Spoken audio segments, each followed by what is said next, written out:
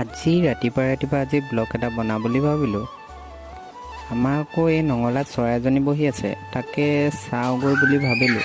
তো চাবলৈ গ'লোঁ যে ইফালে চালোঁ যে চৰাইকণী চাৰি দি আছে।